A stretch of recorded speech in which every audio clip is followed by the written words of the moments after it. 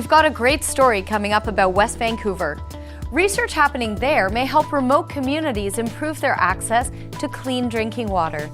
Keep watching to see how University of British Columbia researchers are using the District of West Vancouver's drinking facility to test a filtration system that relies on gravity to do the heavy lifting. The District of West Vancouver's water treatment facility on Cypress Mountain was an ideal location for university engineers to test their project on a large scale. They wanted to compare their version of what's known as a membrane filtration system. The partnership with West Vancouver has been very beneficial to this work, especially since our technology, which is basically a membrane filtration backbone, is the same technology that they use here in West Vancouver. It works by having unfiltered water flow into chambers filled with hollow, porous strands known as membranes. Water seeps through the surfaces of the strands and leaves impurities behind. Filtered water flows out the ends of the strands directly into the drinking water supply system.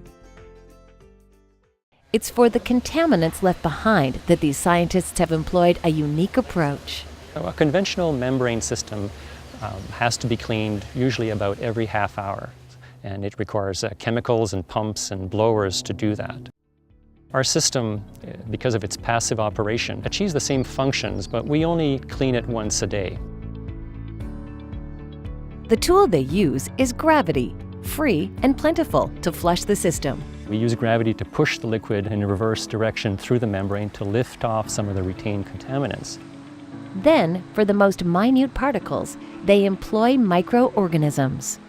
The microorganisms that we rely on, they occur naturally. We don't seed our system with any particular culture. They basically come from the source water that we use. Metro Vancouver supplies most of the region's drinking water. However, West Vancouver also has a small lake that provides water to roughly half its residents. It supplies about half of our district. We got a district of 45,000 or so. We make, on average, sort of 16 to 18 cubic meters of water per day coming out of this plant.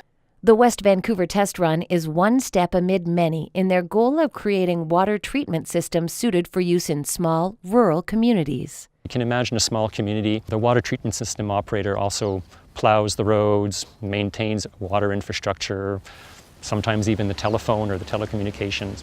So that operator doesn't have the time or necessarily the experience to operate complex water treatment systems. The next location where we'll be testing will be at a small First Nation community on the west coast of Vancouver Island. Once this next phase of testing is successful, Pierre and his team will be looking to make the system feasible at a commercial scale.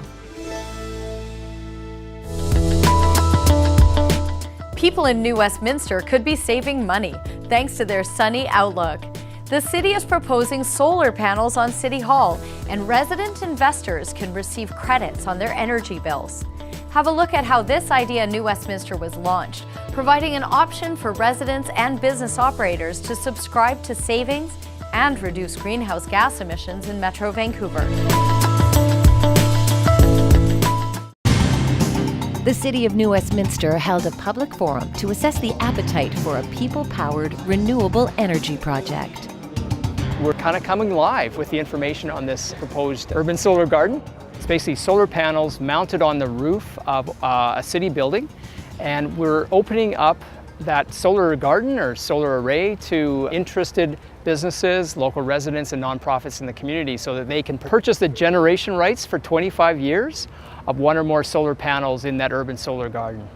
What we can do in this initiative is provide an opportunity for anybody with an electric utility bill in New Westminster that wants to engage more directly in renewable energy generation. It will only work with community response and engagement on it.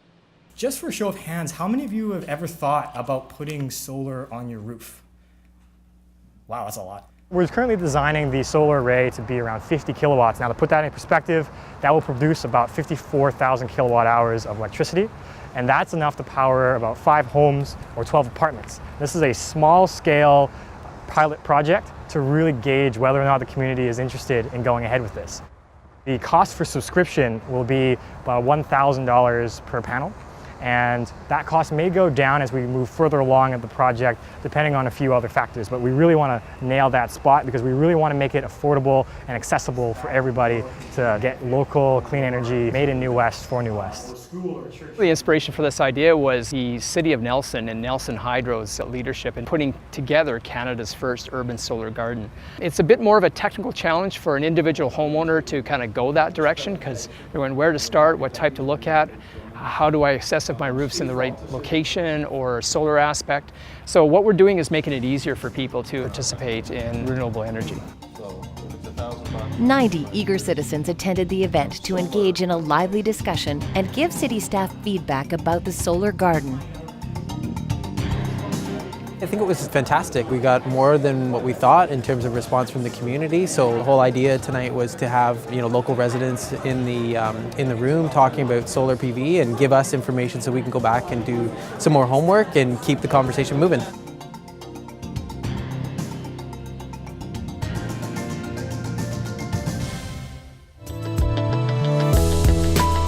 Vancouverites are known for being leaders, and this video shows how they stepped up again. The Icebox Challenge brought attention to the big savings in money and emissions that Vancouver's new building codes will have. Have a look. It's an approach that could ripple throughout the region. The biggest contributor to greenhouse gas emissions in the city of Vancouver is not this. It's this. In the city of Vancouver, buildings contribute about 54% of our emissions. About 42% is from transportation. To address this problem, the City of Vancouver is adopting the Passive House Standard, which cuts a building's energy consumption by up to 90%. It's the most stringent energy efficiency building standard in the world, and it has a track record around the world through tens of thousands of projects over the last 26, 27 years. This will be Canada's largest passive house building to date. It's on Skeena Street in Vancouver and includes 85 rental units. So the key of a passive house is instead of in the winter putting a sweater on yourself, we put a sweater on the building. Passive house buildings have an airtight building envelope, double thickness walls and extra insulation, and triple glazed windows.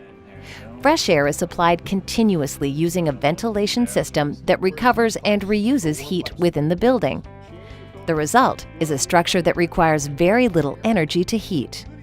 If you're in an apartment, a one or two bedroom apartment, you can heat it with a hairdryer. Passive house standards were on display during the summer at an event called the Icebox Challenge. One of these boxes was built to BC Building Code. The other built to Passive House Standards. 1 ton of ice was placed inside each structure. After 18 days of sitting in hot sun, the boxes were uncovered. 407 kilograms of ice remained in the BC Building Code box, versus 639 kilograms remaining in the Passive House box, a difference of 64%, which is why the City of Vancouver is embracing Passive House standards for all its future buildings. With respect to our long-term goals, we want a goal of reducing our emissions by 33% by 2020, but more importantly, we want to get to zero or 100% renewable and an 80% reduction in greenhouse gases before 2050. See more videos on the Metro Vancouver website, Metro Vancouver blog, Facebook page, and YouTube channel.